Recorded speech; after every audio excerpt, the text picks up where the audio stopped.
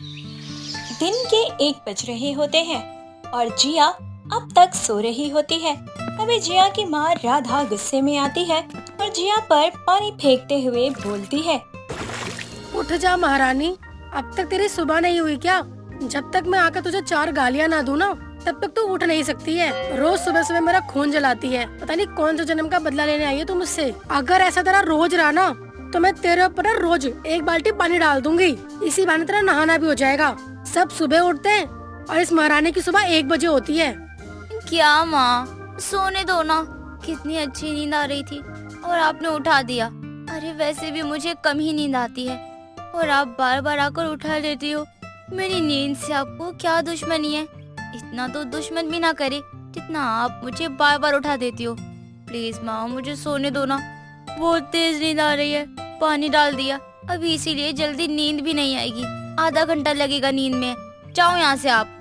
हे भगवान, 1 बज गए हैं और कह रही है कि इसकी नींद पूरी नहीं हुई अभी तक। देख, मैं भी तुझे प्यार से उठा रही हूँ, तो उठ जा, वरना मैं उठाने पे आ गई ना तो ये 2.5 किलो का हाथ पड़ जाएगा तेरे पे और उसके बाद ना तू उठेगी नहीं, तू दुनिया ही से उठ जाएगी। अरे अब उठ भी जानी कम्मी, वरना मैं तुझे घर से निकाल के ना सड़क पे फेंक दूंगी, फिर वहीं सोते रही हो तू।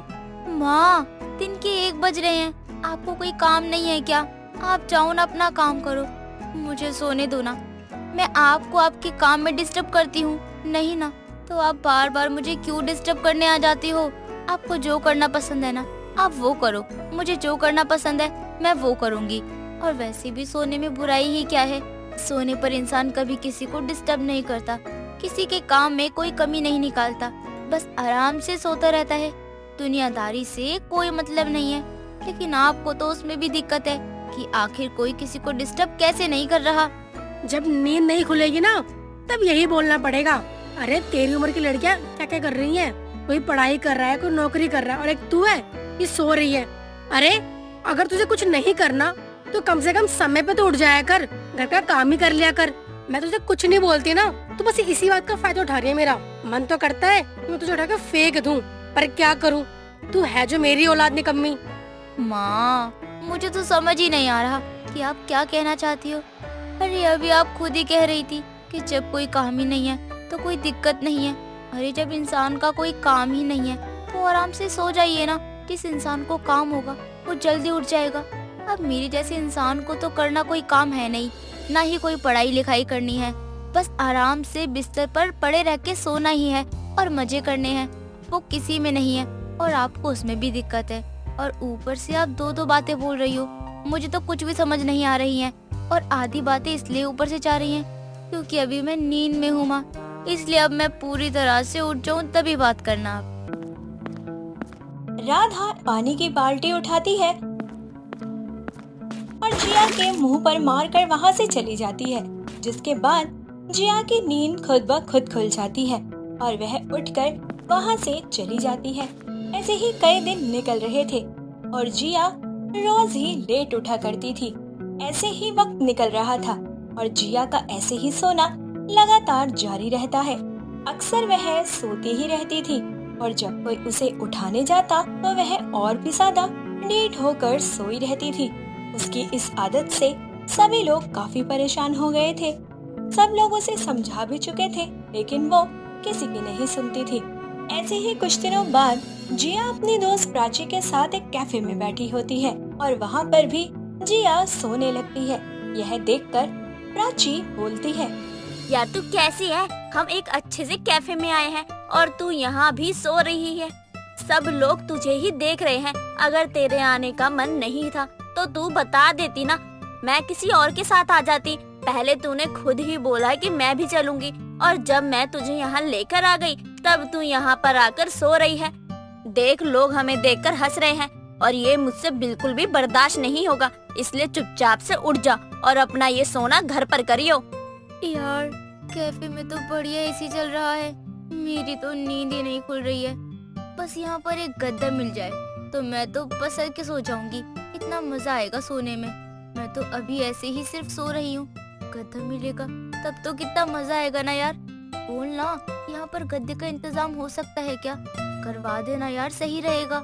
यार तू क्यों मेरी इंसल्ट कर रही है? सब लोग हमें ही देख रहे हैं। देख, अगर तुझे नींद आ रही है तो एक काम कर, यहाँ से चली जा। मैं अकेले ही बैठ जाऊंगी, क्योंकि मुझे अकेले में इतनी शर्म नहीं आएगी जितनी तेरे साथ यहाँ रहकर शर्म आएगी। सारे लोग हमें देख रहे हैं और मुझे ऐसा लग रहा है कि मैं तुझे जबरदस्ती लाई हूँ। बहन उठ जा, थोड़ी सी तो इज्जत रख ले मेरी, कि कहीं आए हैं तो सोना तो नहीं होता है। यार इसमें मेरी क्या गलती है? तू तो ऐसे बोल रही है जैसे मैं पता नहीं क्या कर रही हूँ। देख, मुझे पहले बिल्कुल नींद नहीं आ रही थी। मैं यहाँ पर आई हूँ ना, बस एसी इतना बढ़िया चल रहा है, इतनी अच्छी हवा लग रही है, मुझे खुद नींद आ गई। और तू है कि समझती ही नहीं है। तूने कभी प्यार से नींद नहीं ली ना, इसलिए तुझे पता नहीं है कि रोज रोज प्यारी प्यारी नींद लेती हूँ मैं। और यार इस ठंडी ठंडी एसी में मेरी आंखें खुद ब खुद बंद हो रही हैं। मुझे अपनी और इंसल्ट नहीं करवानी है। तुझे अगर नींद आ रही है तो एक काम कर, तू यहीं पर सोती रहे, क्योंकि मुझे तेरे साथ यहाँ पर बहुत ही इंसल्ट फील हो रहा है। बाय, तू आराम से सोती रहे। ये लोग तुझे यहाँ से उठाकर खुद ही बाहर फेंक देंगे, तब तुझे पता चलेगा कि मैं किस इंसल्ट की बात कर रही थी और तूने कितनी बढ़िया नींद ली है। प्राची वहाँ से गुस्से में उठकर चली जाती है और फिर जिया वहाँ पर सोती रहती है। कुछ देर बाद शाम हो जाती है, कैफे बंद होने लगता है और कैफे के लोग जिया को उठाकर बाहर कर देते हैं और जिया बेशर्मों की तरह घर आकर भी सो जाती है।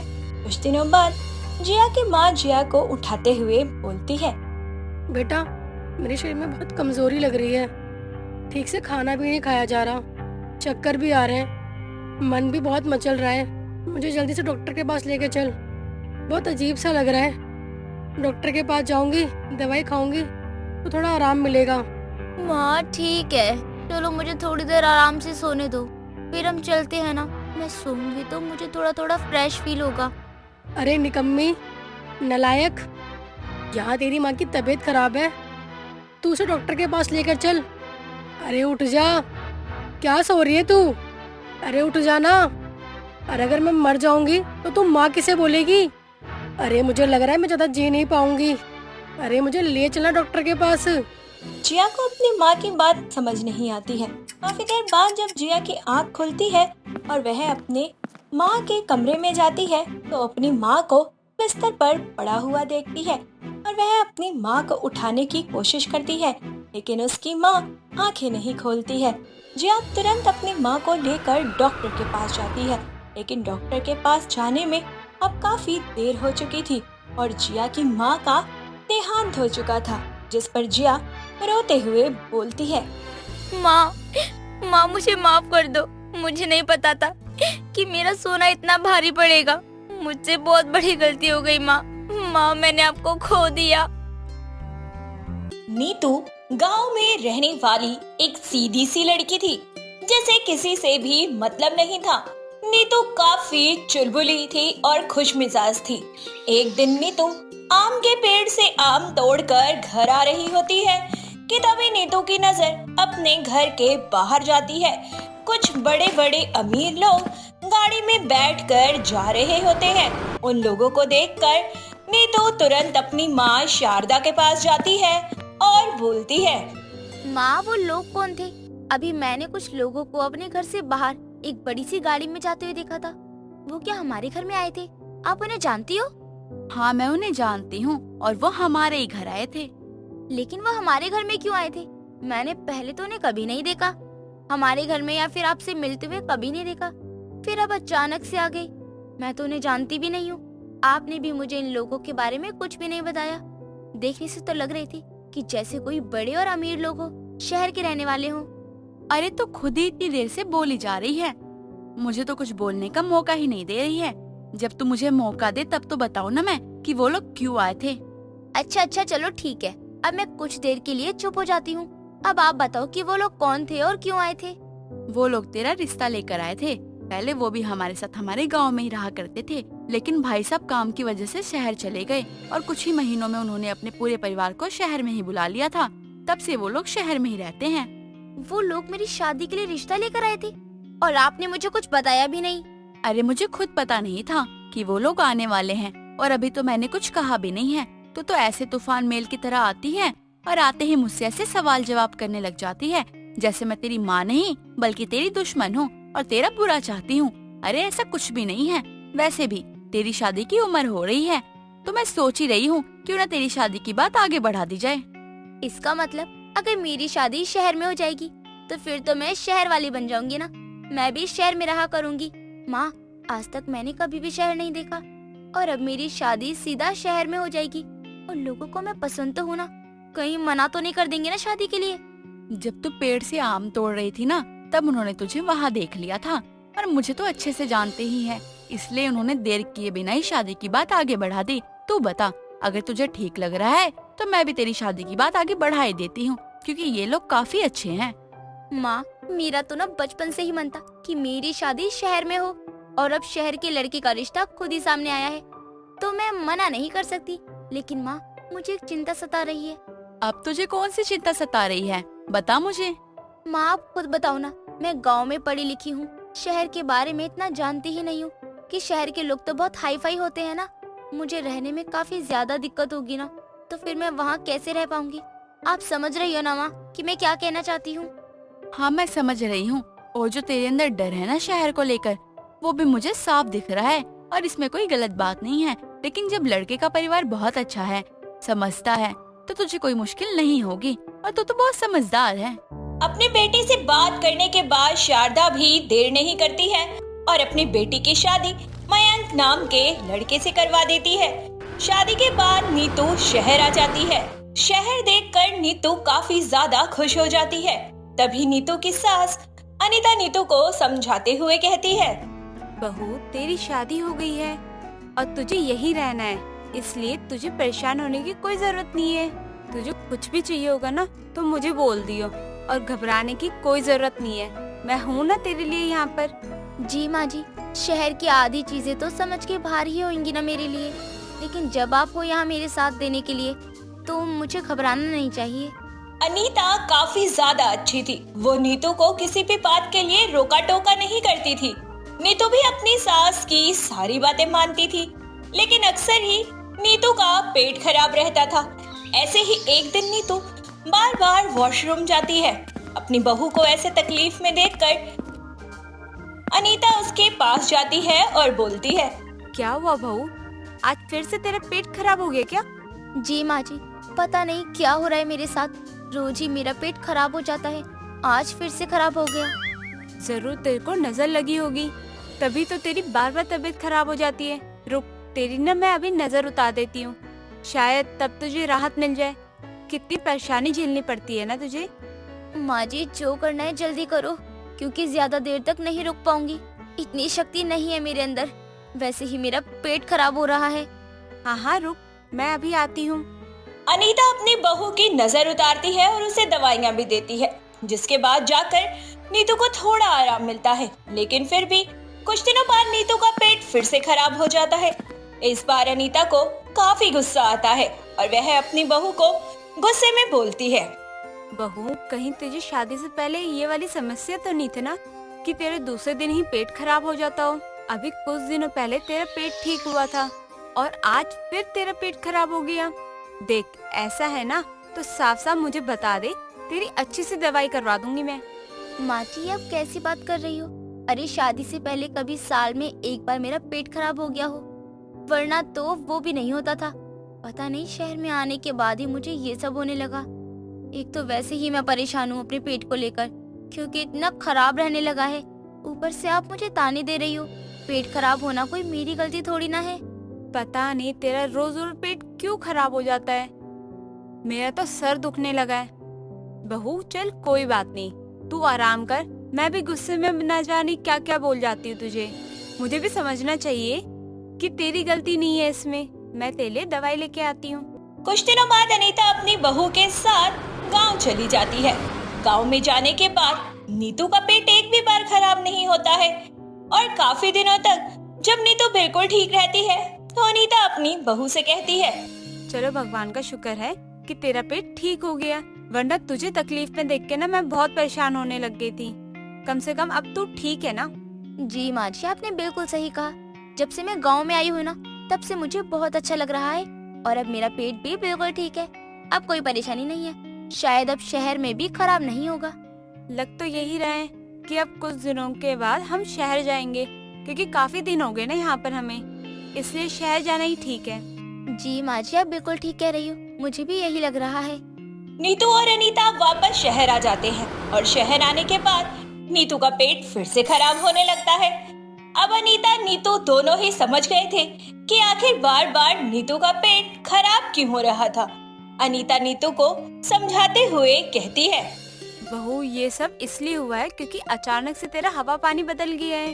तू भी शहर में आकर मिर्ची मसाले खाने लगी है, इसलिए शायद तेरा पेट खराब होने लग गया।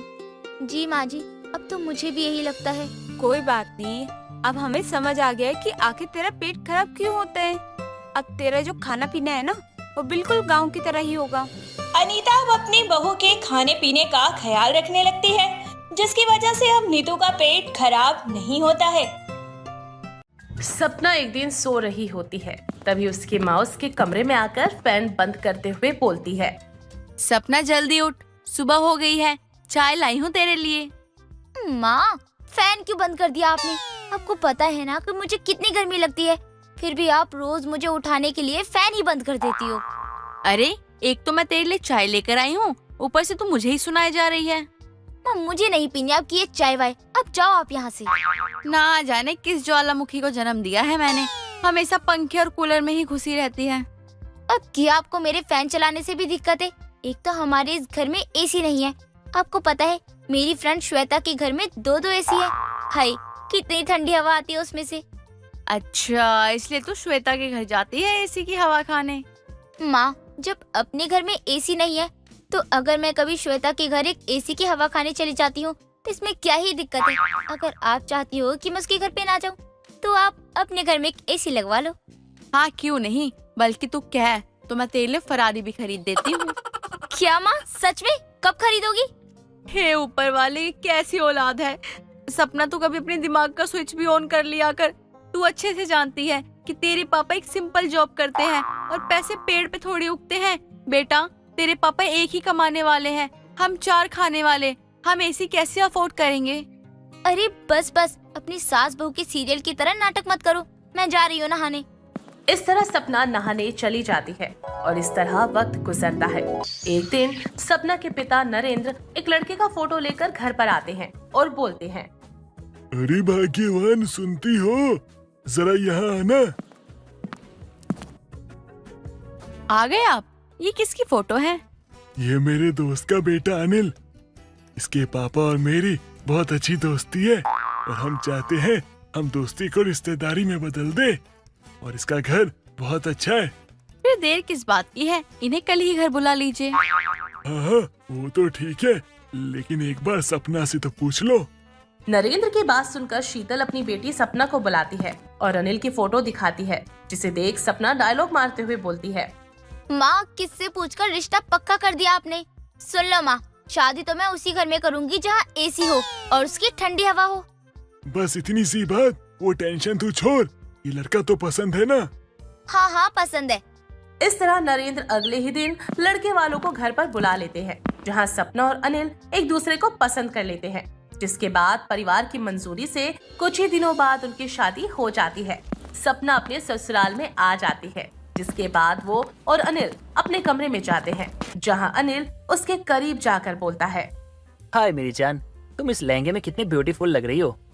मैं तुम्हें इस लहंगे में भले ही अच्छी लग रही हूँ, लेकिन मुझे तो ये लहंगा बहुत महंगा पड़ गया ना। मुझे कितनी गर्मी लग रही है। अरे तो नाराज क्यों हो रही हो?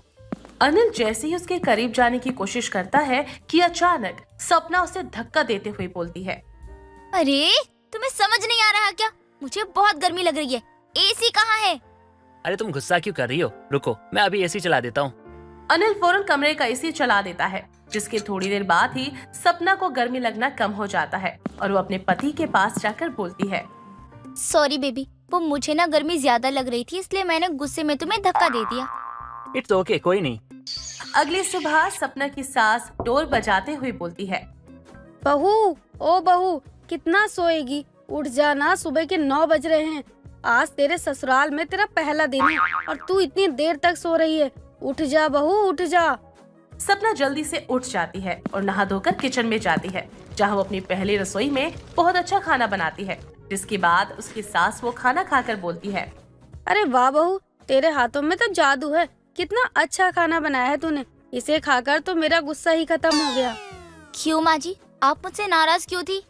अरे कुछ नहीं बहू, वो तुझे उठने में थोड़ी देर हो गई थी ना, इसीलिए। तू वो सब छोड़, ये ले अपना शगुन। खाना बहुत अच्छा बना था। इस तरह हेमलता अपनी बहू के खाने की तारीफ करती है और ऐसे ही वक्त बीतता है। सपना पूरे घर की जिम्मेदारी संभाल लेती है और वक्त बीतने के साथ साथ उसके अंदर एसी का क्रेज और भी ज्यादा बढ़ने लगता है। ऐसे ही सर्दियां शुरू हो जाती हैं और एक दिन वो अपने कमरे में बैठी एसी चलाकर टीवी देख रही होती है। तभी उसकी सास कमरे में आती है और उससे बोलती है, हाय हाय बहू, ये क्या है? इतनी ठंड में तूने एसी क्यों चला रखी है? तुझे ठंड नहीं लग रही है क्या?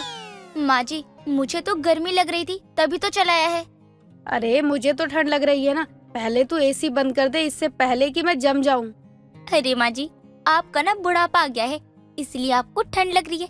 एक काम करो, आप अपने कमरे में जाकर रजाई ओढ़ लो। मुझे तो एसी में ही बैठना है। हाँ ठीक है, मैं जा रही हूँ, लेकिन अब शाम हो गई है। तू भी जल्दी से खाना तैयार कर दे। सपना किचन में जाकर रात के खाने की तैयारी करती है। खाना खाने के बाद अपने कमरे में सभी चले जाते हैं और सपना अपनी आदत से मजबूर कड़ाके की ठंड में भी एसी चला देती है, जिसके कारण थोड़ी ही देर में पूरा कमरा बर्फ की तरह ठंडा हो जाता है, जिस कारण अनिल की आँख खुल जाती है और वो बोलता है, अरे इतनी ठंड क्यों लग रही है? अरे कश्मीर में आ गया लगता है। अनिल ये बोल ही रहा होता है कि उसकी नजर चलते हुए एसी पर पड़ती है और वो बोलता है, अच्छा तो एसी के कारण मुझे ठंड लग रही है, अभी बंद करता हूँ। अनिल एसी को बंद कर देता है और ठंड के कारण उसे फिर से नींद नहीं आती और वो बिस्तर पर रजाई ओढ़कर सोने की कोशिश करता है और ऐसे ही सुबह हो जाती है। अनिल नाश्ता करने के लिए टेबल पर बैठा होता है, जहाँ उसकी माँ उससे बोलती है, अरे अनिल, क्या हुआ बेटा? तू पूरी रात सोया नहीं क्या? ये तेरी आंखें इतनी लाल क्यों हो रही हैं? अरे माँ क्या बताऊँ, ये सपना रोज एसी चला के बैठ जाती है और फुल पावर में कर देती है। अरे ठंड से हालत खराब हो जाती है माँ, इतनी गर्मी भी नहीं है। अरे रात को तो मुझे बहुत ठंड लगती है, मैं क्या करूँ आज? अरे तुझे तो सर्दी हो गई है। ना जाने ये नास पीटी किसके आगे किस आग की भट्टी से आई है, जिसे इतनी गर्मी लग रही है। एसी की हवा चाहिए बस। ठहर जा, मैं इसको अभी समझा कर आती हूँ। इस तरह हेमलता अपनी बहू सपना को समझाती है, लेकिन एसी की हवा में जीने वाली सपना को इस बात से कोई फर्क नहीं पड़ता और ऐसे ही वक्त बीतता है। एक दिन उनके घर की रीडिंग चेक करने के लिए बिजली वाला आता है और घर का बिल देते हुए उनसे बोलता है, सर आपका बिल 17,200 रुपए है, जल्दी से बिल पे कर दीजिए। क्या इतना ज्यादा कैसे आ सकता है? ठंड में तो बिल आता ही नहीं है और आप कह रहे हो इतना ज्यादा आ गया। वो तो आप लोग ही जानोगे ना। अब मैं चलता हूँ। रीडिंग वाले की बात सुनकर हेमलता सब समझ जाती है और बोलती है, अनिल बेटा, इससे बहस करने का कोई फायदा नहीं है। ये सब सपना के दिन रात एसी चलाने का नतीजा है, क्योंकि तेरे कमरे का एसी पूरे दिन चलता था। तू रुक, मैं पैसे लेकर आती हूँ। तू जाकर बिल भर दे और सपना की अकल कैसे ठीक करनी है वो मुझे अच्छे से पता है। हेमलता बिजली के पैसे दे देती है, जिसके बाद हेमलता अपने बेटे अनिल के कमरे में जाकर एसी का रिमोट लेकर रख देती है। रात होने पर सपना एसी का रिमोट ढूंढ रही होती है, पर उसे रिमोट नहीं मिलता और वो बोलती है, अरे यही तो था एसी का रिमोट, कहाँ चला गया? क्या हुआ बहू, रिमोट नहीं मिल रहा है क्या? अब तुझे वो रिमोट सर्दी बीतने के बाद ही मिलेगा, समझी ना? मैंने तुझे बहुत समझाया, लेकिन तेरी ठंड में एसी चलाने की आदत नहीं जा रही थी, इसीलिए मैंने तेरा और अपने एसी का रिमोट लॉकर में रख दिया है। अब वो सीधा ठंड खत्म होने के बाद ही मिलेगा। सॉरी माँ जी, लेकिन आप ऐसा मत करो, मैं बिना एसी के कैसे जीऊंगी? देख बहू, हर चीज का इस्तेमाल करने का एक वक्त होता है और इस कड़ाके की ठंड में एसी चलाने का कोई मतलब ही नहीं बनता, इसीलिए अब गर्मी आने का इंतजार कर। इस तरह ठंड में एसी चलाने वाली सपना को उसकी सास सबक सिखाती है, जिसके बाद सपना को ना चाहते हुए भी गर्मी आने तक का लंबा इंतजार करना ही पड़ता है।